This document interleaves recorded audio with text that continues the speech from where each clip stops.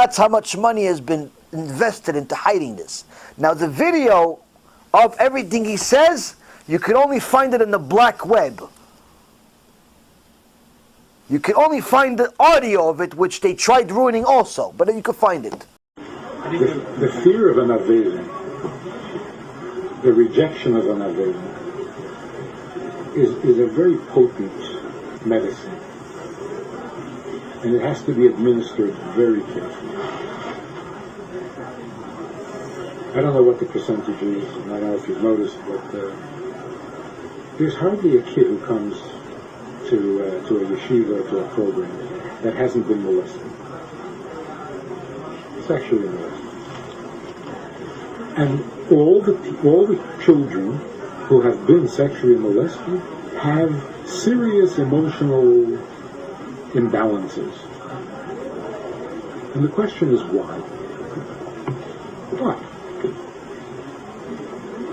Just to make it dramatic, I'm talking to this girl who is very, very off the desk. I mean, that's putting it mildly. She decided she hates men, she's going to be a lesbian, why? Because she was molested. So and she's been going for therapy, and she's been talking about it. It's been close to 20 years that she's... So I said to her,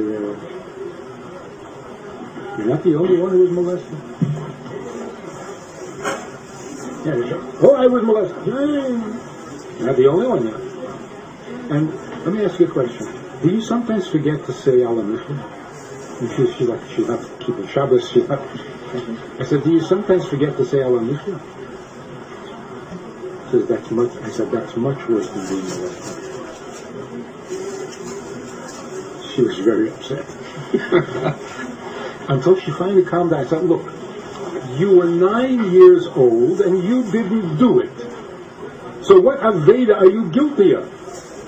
You forget to say Allah Mishra, that's your Aveda. That's much more serious. So it doesn't bother you that you forgot to say Allah Mishra, but you can't get over the fact that somebody else did an Aveda?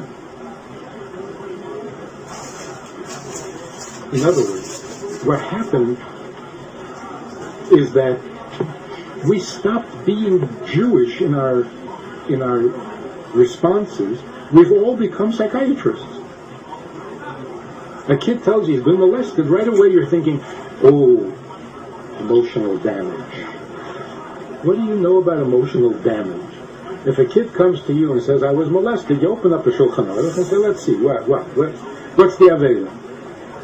What does it say in Torah if you are inappropriately touched?